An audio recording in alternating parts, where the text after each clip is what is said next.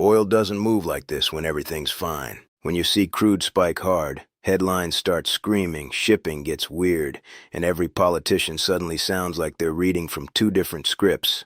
That's not a normal week. That's a warning light.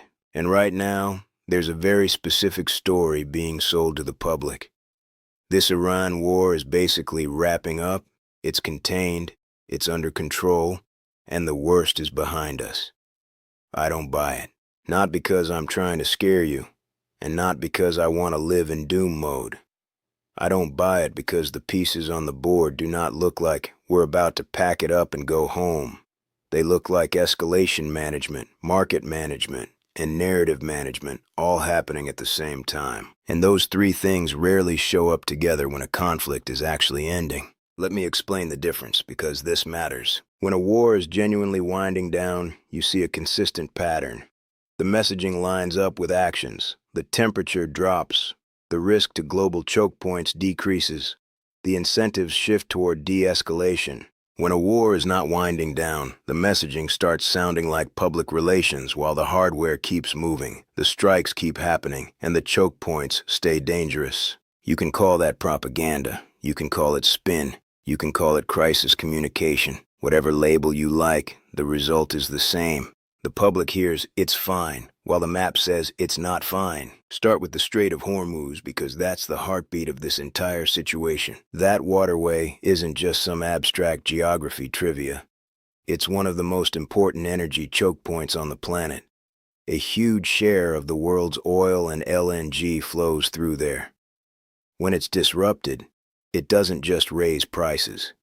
It shakes everything that depends on predictable shipping, predictable insurance, predictable delivery timelines. And here's the thing, you don't get to declare a choke point open with words. It's open when ship operators believe it's safe enough to send hulls through it. It's open when insurers price it like it's survivable. It's open when the shipping lanes stop behaving like a war zone. Right now, it's acting like a war zone. We're seeing reporting about active military operations targeting Iranian naval assets linked to mining threats, and we're seeing repeated warnings tied directly to that waterway. We're also seeing contradictory messaging about escorts and safe passage, including confusion that had to be publicly walked back. That's not calm.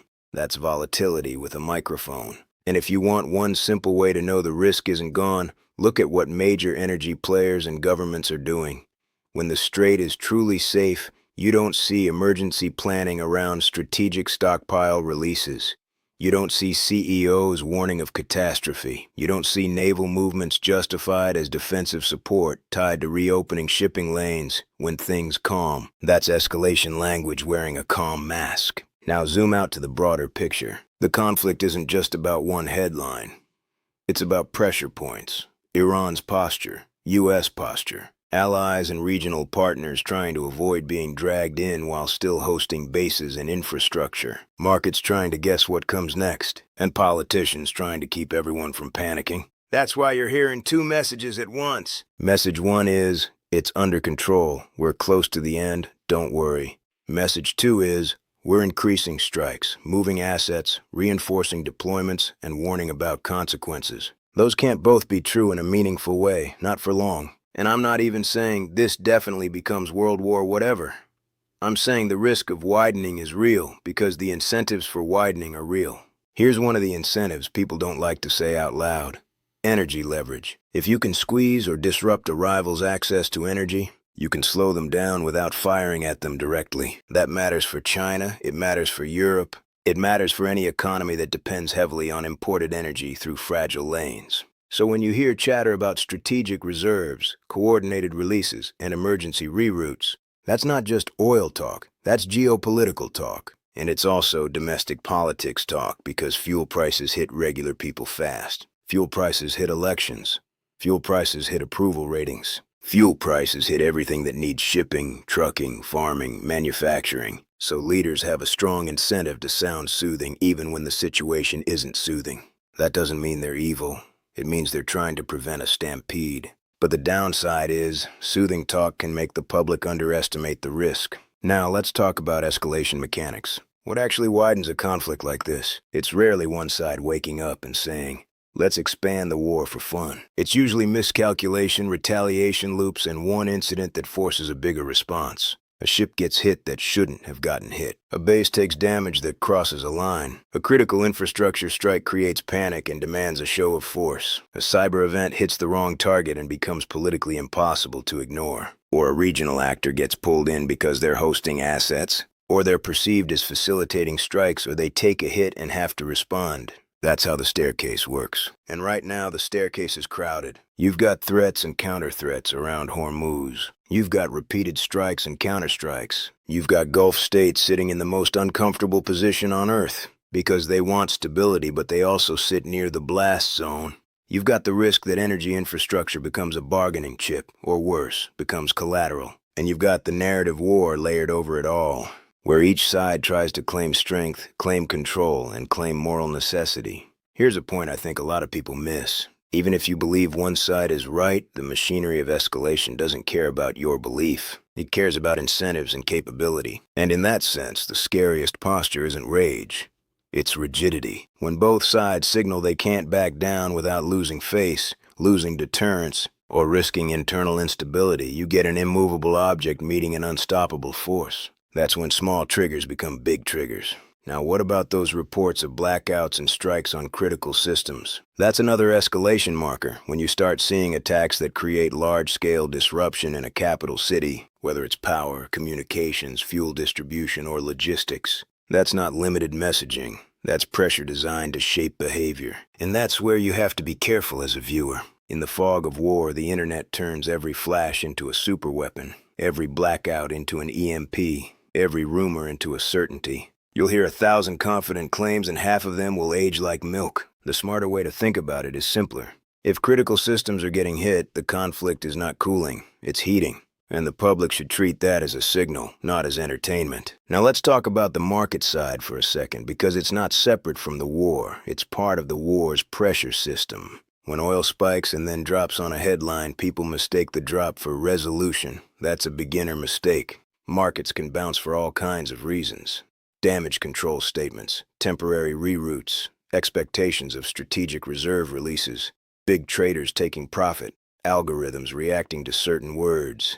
But the underlying physical problem doesn't go away just because a chart dipped. If a choke point is threatened, if shipping insurance is reacting, if physical barrels are delayed or rerouted, the system is stressed. And stress systems break in weird places. So when leaders speak in a way that seems designed to calm markets, you have to ask a blunt question. Are they describing the battlefield, or are they managing the crowd? Because those are not the same job. Now, the part people really don't want to talk about is the risk of a wider, great power entanglement. Not because someone wants it, but because modern wars sit inside a global supply network. If shipping becomes contested, the question becomes, whose ships get priority? Whose ships get protected? And what happens when a ship tied to a major power gets hit, seized, or interdicted? That's where China shows up as a risk factor. Not as a villain, not as a hero, just as a reality. If a conflict disrupts oil flows that certain economies heavily depend on, those economies have incentive to respond. Sometimes diplomatically, sometimes economically, sometimes with posture and presence. And in a tense environment, even defensive moves can be interpreted as offensive moves. That's the trap. Now add Russia to the picture. Anytime global oil volatility spikes, Russia's leverage shifts, revenue shifts, European pressure shifts, diplomatic leverage shifts. That doesn't mean Russia controls the situation. It means Russia can benefit from the distraction and the pricing. And when incentives shift, behavior shifts. So yes, weird calls happen. Back-channel conversations happen. Exploratory diplomacy happens. When you're watching a high-stakes crisis, don't assume every call is about peace. Sometimes the calls are about avoiding misunderstanding. Sometimes they're about setting red lines. Sometimes they're about testing leverage. Now, I want to make one thing very clear because this part gets people spun up fast. It's easy to fall into a cartoon version of reality, where one side is genius and the other side is stupid. One leader is playing chess and everyone else is asleep. Real life is uglier and more random than that. There are factions. There are bureaucracies. There are mixed messages because different departments don't align. There's public messaging that has to sound strong, even when private messaging is trying to create an exit ramp. And there's always the temptation to interpret every contradiction as proof of a grand plan. Sometimes it's just chaos with consequences. So what should you actually take away from all this? Here's the clean version. 1. A conflict tied to a major energy choke point is not something you casually declare over because a politician used a calming phrase. 2. Actions matter more than statements. Naval movements, strikes, defensive planning, shipping behavior, insurance pricing, those are the signals. 3. The quickest way this widens is a trigger incident that forces a larger response. That incident does not need to be apocalyptic. It just needs to be politically impossible to ignore. 4. Markets are not a truth machine. They react to words and expectations. The physical world still runs on ships, fuel, logistics, and risk. 5. The longer this drags, the more the region's infrastructure becomes vulnerable, and the more likely secondary actors get pulled in, intentionally or unintentionally. Now I'm going to say something that might annoy people. If you're trying to make sense of this, stop treating it like a sports game where you pick a team and then cheer for outcomes. Treat it like a fire. You don't have to be a firefighter to understand that when flames are near a gas line, your priority is containment and exits, not bragging rights. So where does that leave us? It leaves us in a moment where the public is being pulled in two directions. On one side, reassurance. It's ending, don't worry, markets are fine. On the other side, the map. Strikes continue, Hormuz is contested, naval assets move, leaders warn, energy planning escalates. If you're trying to be sane, you don't choose one side emotionally. You look at the pattern, and the pattern right now says this is not resolved, it's in motion. So here's the question I want to end on, and I want you to sit with it because it cuts through the noise. If this conflict lasts weeks instead of days, what is the single biggest pressure point for your life? Is it fuel prices? Is it supply chain delays? Is it investment volatility? Is it travel risk? Is it the cost of everything that moves on a truck? Because that's where the war stops being over there and starts becoming right here without a single missile landing near your house. That's the modern world. Everything is connected. And if you want to be ahead of the curve, you don't obsess over the loudest statement of the day. You watch the choke points, the logistics, and the incentives, because those are the things that tell you what happens next. Original outro. If you take nothing else from this, take this. A calm headline is not the same thing as a calm reality. When leaders tell you it's basically done, while the choke points are still hot and the hardware is still moving, you're not watching an ending. You're watching a sales pitch. Maybe the pitch works and things cool down. I hope it does. But if it doesn't, you don't want to be the person who confused comforting words for a resolved situation. Stay skeptical, stay grounded, and watch what gets moved, not what gets said.